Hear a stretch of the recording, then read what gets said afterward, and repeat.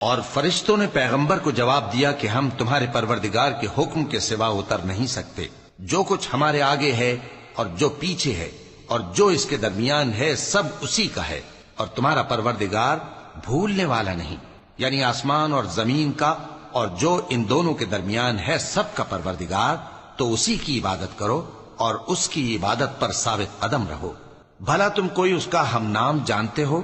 اور کافر انسان کہتا ہے کہ جب میں مر جاؤں گا تو کیا زندہ کر کے نکالا جاؤں گا؟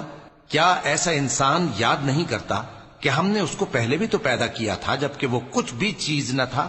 سو تمہارے پروردگار کی قسم ہم ان کو جمع کریں گے اور شیطانوں کو بھی، پھر ان سب کو جہنم کے گرد حاضر کریں گے اور وہ گھٹنوں پر گرے ہوئے ہوں گے.